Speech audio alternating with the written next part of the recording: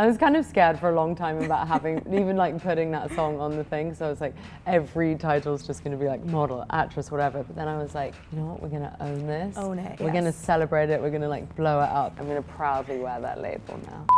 Hi, it's Suki Waterhouse, and this is Billboard News. Hey, I'm Lindsay Havens for Billboard News, and we are here with artist, singer-songwriter, actress, model, whatever, Oh my Suki God. Waterhouse. Hi. I feel like I need to say that's a song title, which we will get into. You just do so much. This is Suki Waterhouse. She's a model, actress, whatever. Like, Let's do it. Yeah. We're celebrating your second album, Memoir of a Sparklemuffin. I want to ask first how it was different this time compared to the making of your debut album. The first record I made, I'd never made a record before. I'd been releasing things by myself for like 10 years, 10 years. Like, so I didn't have a label. I didn't have any team. There was no sort of like, there was nothing behind me at that point. And then I kind of went and asked a couple of people if they would sign it, and everyone said no. And then Sub Pop said yes, but I had to kind of really bang down the door, and it took like 6 months of writing emails, and they said, no, we don't want to listen to any songs from models or actresses or whatever. Yeah. Wow. Yeah, so it was a completely different experience. This time I've been able to collaborate with different people and you know, have different artists that I could call up, and a few more people wanted to get in the room with me than they did before, so it was like very, very different in that way. You're also pregnant while making this album, and you had a home studio built for you. How did that impact the music and also the experience for you, being able to kind of like work but also be home and not maybe knowing when to separate the two? I think I started like straight after the last record came out. I guess I got pregnant and like it was sort of halfway through the year. So there'd been a lot of stuff done before. So I was in studios, and I did I did a couple of trips. I did a trip upstate, which was like kind of at the beginning of being pregnant. So I was just like, I was trying to hide it from everyone the whole time. And then I think we went into town to go and get some food, and I was like driving the car, and I was like, I'm gonna be sick, I'm gonna be sick. And everyone was like, oh, okay, are you okay, are you okay? And then I just like literally like with like vom down it, I was like, I'm pregnant. I'm pregnant. I just didn't want to hide it anymore. And they were like, oh my God. But it was really nice to have, you know, I was really like glad to have a project that I was so into whilst also being pregnant, because it was like, you know, you're just powering through, and it was great to have a distraction. And I kind of had this thing in my head where I'm like, I'm just going to power through. Who cares? I'm going to vomit sometimes, and that's just going to be what it is. And then, you know, you vomit and then you feel fine afterwards, so it's okay. It's necessary. It's necessary. Gotta purge, move on. So let's talk about some of the singles on this album, starting with Blackout. When you're drunk. Tell me a little bit about the story behind that, the creation, why it's special to you. So I think I started this song, it was in January. Actually, I just looked it up on my phone. I was like, when did we write the song? It was January, it was freezing cold, we were in London. I think the inspiration behind that song, I think I had been like talking to a bunch of girls, and I kind of like noticed this pattern where a lot of girls were like talking about just like their boyfriends being like really messy on nights out, and it kind of struck me, and it's like I've had that too happen to me, and I'm like, would girls be allowed to behave quite like the way that guys do? Do you know what I mean? Like we like put up with, like why do they just have so many beers? And then just keep going. They just keep going, and there's no like moment where they're like, oh, this is like not a great idea, or like, oh, my girlfriend like might have to deal with this. That was like the original origin story. I love like Blackout Drunk because it has just it's very much just like this one feeling expressed, and it's just like a story all the way through. It's like like you've been an idiot. I've had to deal with you.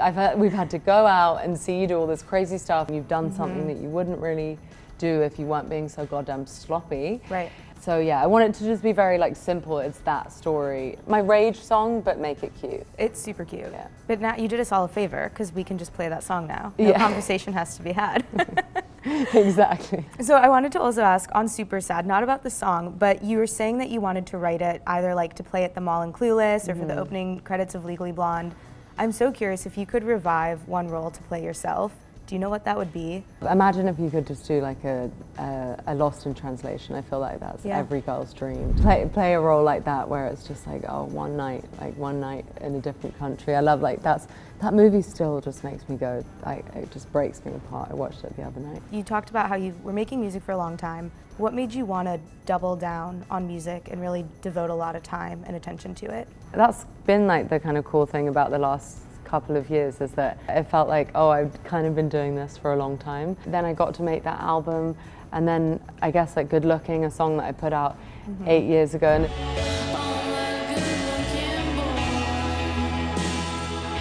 you know, I got so many no's with those songs from like managers and labels, and when I was kind of trying to you know, get something started. So it's so funny how things work out, and then like the internet sort of found Good Looking and blew that song up almost a decade later. Right. So it was kind of like this like wave from the past, I like to think of it, that's kind of like helped. You just never know with music, like what's going to come back around and what people are going to connect to at a certain time. It's like very strange and wild. That's what's so fun, is like the timeless music, it really doesn't matter, especially with the internet. People will gravitate toward whatever they like. And I imagine as you're making so many new fans now, are you hearing that they're like, wow, you have so much music for me to go back to and enjoy? Yeah, I guess so. I guess there's all the stuff like pre-putting out the album that's like really great. I remember everyone wanted me to like delete all my old stuff and like label, and everyone was like, oh, just clear everything out and we'll put the new record on. But like you always think, you're like, oh my God, thank God that I didn't like let everyone do that. Yeah, because erase it. Yeah, even when that song blew up, like there were people that already knew that song, and there was like a core group of people that were like, no, like we've already been gatekeeping, like we've already known about Good Looking or Joanna and stuff like for way longer. And then so it's cool, you have people that have known about it for like almost a decade, and then you get people coming to the shows that have just heard it on TikTok. You get like a bunch of different types of like different fans that have found you at different moments. That's like always such an interesting thing when you go on tour, because you get to meet everybody. Exactly, and then like really see who's singing to what and what's connecting in person. Yeah. I definitely have questions about the upcoming tour, but I want to go back to acting for a second. Your role on Daisy Jones and the Six combined your two loves, and you got to be a musician on screen. Did that impact your goals or your desires as a musician, you know, outside of making the show? Yeah, it definitely did. I mean, I guess that show was really special because it kind of put me in that world for a long time. It gave me some kind of permission, I think, to do it myself. Like when I started doing that show, I still was, like where I was mentally was like, you could never do that. Like you could never, I wasn't even in the headspace of you could do a show. Wow. You could do a tour, you could put an album out. Like I was very much in this like, oh no, you're not good enough to do that, or like that just won't happen for you, or like, you know, keep yourself, just like do it on, like put out a song a year and do it like in a very small way, because that's what you won't be allowed to, like, you know, Billboard won't invite, you know what I mean? Like that was just where I was mentally. So that show like really, even just being in the studio, we were in Sound City every day for like 3 hours, like just making music and being a band. And you know, even like the chords that I was playing for the Daisy Jones songs, I would like take them off and learn new things, and it would help me make my own music. It was very special to be able to do something that's that combines like that when you do a part that like really moves you in your own life as well. It's very unique. I don't think it happens that often when something like that it's incredible. Yeah, so it was really, really special, and I just like loved working with that cast, and we just knew we had such a special story at the beginning anyway, because we already had this like unbelievable book to work with. It was very special. You want to make the fans really proud. You want to make you want to make everyone proud. It was just, and we had Blake Mills making all the music. Perfect. Like, it was a dream. Yeah. It was a dream. Putting you on the spot, I know there is no second season. We have that triple confirmed. Yeah, it was a limited. Have you daydreamed just about what you would have wanted to happen if this storyline were to continue? Oh my God, like everyone would talk about that all the time. Yeah, all the time. Like everyone would be pitching, like, oh, this is what's gonna happen. Like, I think like the idea was that she had found love and she was happy with someone else. But like obviously, like Will is such a dream book. He plays great. I'm like, obviously I, in my head, would be like, they would you know, like have maybe like an affair or something. Well, Yeah. he was happy as well. Yeah, maybe I would come and like mess up his shit a little bit. Spin off. Yeah, exactly. You know, maybe they'd like play some shows together or something sweet like that. Of course, the show really like is centered on sort of the messiness of boundaries between like relationships, music, love. How do you, as an artist, you're very honest in your music, but I feel like you maintain some personal privacy too. Do you think I do maintain personal privacy? I do. That's Like, I good. think that you give us a lot, but I also feel like you don't put everything out there, you know? Right. But I feel like that's hard to do, especially Yeah. with like through your songwriting. We feel like we know you, but then there's social media too. There's a lot to navigate. I actually don't think people want to know everything about you, right? Like maybe Yeah. that's like a nice thing to assume. Like sometimes like I think you don't want to like overwhelm someone with like every single detail of your life. Like sometimes it's really tempting though. I'm like, oh, I want to just, Just want to tell you I really want to everything. lay it out. Yeah, exactly. I want to like give you all of the tea. Or like, you know, but that is inappropriate. I do kind of feel like when you put a lot of music out and when someone's like tapped into your world, they kind of, like the fans kind of like, they know. They're in. Yeah, you can like speak telepathically to them. And I think they know a lot of your shit without you having to like really like spell it out sometimes. So Yeah. it's kind of weird actually how much people, if you're really like kind of in it and you're paying attention, they kind of, I don't know, I feel like they get a really good sense of like your soul, I think. Well, especially through the music. Like that's like such a through line to someone's heart in a lot of ways. Exactly. I think it's important to, you never want to like fill in every single like detail because that's kind of like boring in a way. You really want there to be like something that there's like some essence, there's something to connect to that makes you get it, but you also want to have like space for people to breathe and to be able to put like their experience into it. Exactly, yeah. Like I said at the beginning, you're going on tour this fall, which is very exciting. You've mentioned that you will bring your daughter. I'm curious who's giving you the best tips on how to do that on the road. Do you know who Alison Wonderland is? Yes, love her. She's given me lots of tips. She's amazing. It's funny when you have a baby, like you kind of, and I know Halsey went on tour with the baby, and she mentioned to my friend that I should call her, so I should call Halsey and ask. I know people do it, so yeah, I don't know. I got like a text with the configuration of the bus the other day and some pictures of it, and I kind of just like stared at it for a while and was just like, it sort of like set in the reality. I was like, where's everything gonna go? Right. Alison, like, she's definitely been someone that's like a musician that I met her husband on a Zoom, and then like we have like friends in common, and then we just started texting, and I've only met her once, but she's been so helpful.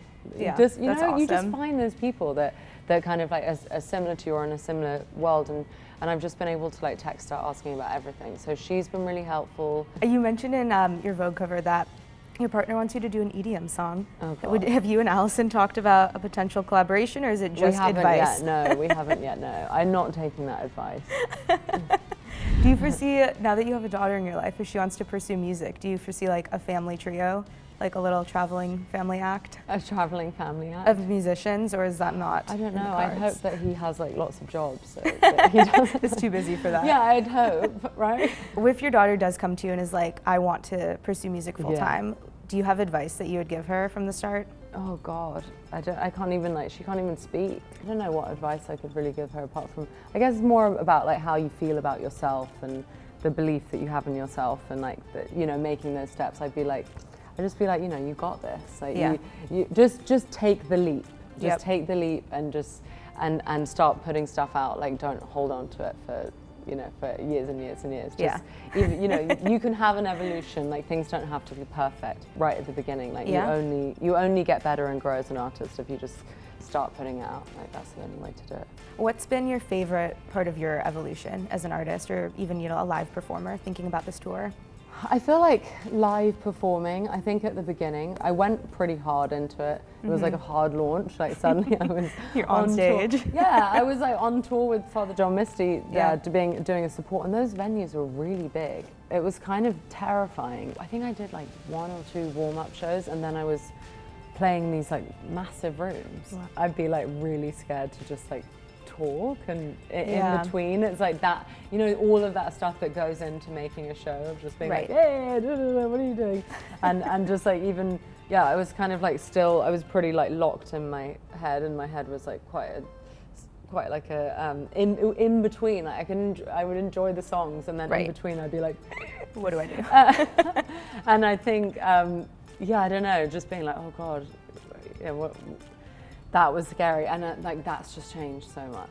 Just from awesome. Going and doing it like non-stop for like 2 years. You go, I think I've done like, like I think you count it up and you're like, oh, I've done like 100 and something, like 75 shows or something like that, and you're like, okay, that really changes after a while. There's this ease with being on stage, and there's like this, and that comes from just going on tour and having things really like fuck up. Like sometimes things just go so wrong, so you have to have that moment when you're like, it's summer and it's boiling and like everything breaks because of the heat, and you're literally standing in front of a large amount of people, and you know those like horrifying moments. It's like a horror show sometimes being on stage. It's like everyone's like kind of watching, and that's what makes it exciting, but it's like things could go so horribly wrong. Things will go, and actually that's the beauty of it. It's like making the things that go wrong actually can be such an entertaining part of a show. Yeah. Because like people don't even want to see a perfect thing. No, Just it's go, live. It's actually hilarious when something goes wrong, and you can like enjoy that with the crowd, you know? I think that's been like my favorite part of like, you know, having an evolution with performing. It's just become, and it just gets better and better. It's like really gets like cooler the longer you do it. Is there something you can tease about this upcoming tour? Either like a special rendition of a song or the visuals or something that you just kind of can't wait for? I think like Coachella, that was the first time that I'd really gone full out and was like, okay, we're gonna do, we had this like amazing magical forest with like these. It was beautiful. Yeah, it was sort of like designed for people to be on mushrooms at Coachella. But I think with going on this tour, I'm in like bigger rooms, and like it's so exciting, and like we're playing the Greek and stuff like that, and like the visuals have got to be, that's just become like something that is so important to me now, that I wanted to do Coachella on tour, but I've been told that I like can't take so many trees. It's hard to travel with a lot of trees. It would literally be like going around America with like 100 trees, and you just know they're going to break, and there's going to be like pretend bark everywhere, and it's just like nuts, and then you can't do it. It will be like some version of that. I'd like some kind of like version of the magical forest. And then just to end on, what is your ideal celebration night as this album nears? Yeah, I feel like I've been like very well behaved for quite a long time. So maybe like switch it up. Yeah, like maybe I want to, I don't know, I feel like I've been, since actually Charlie's album came out, it sort of reminded me how long I haven't been to a club for. And like that would be quite nice, just to, you know, a good go. Club night. I feel like I deserve it, you know? You do, Yeah. you totally do. And some of these songs fit in quite nicely, I have to say. Do you think? I At do. the club, which one? Some of these make me want to party. Really? Yeah. That's good. Maybe that's odd. No, yeah, we could. There's a little bit more of that in. Well, yeah. Like My Fun seems like That's my favorite. It's like the picnic version of the club. Maybe a little like Charlie remix on it. Yeah, when you don't want to. Yeah, when you don't want to be in the club, it's more like Hampstead Heath, like, you know. Yeah, chill club. Exactly. Well, I hope that happens for you. I cannot wait to see this tour, and congratulations, the album's amazing. Thank you so much. Thank you so much for having me. Of course, thank you.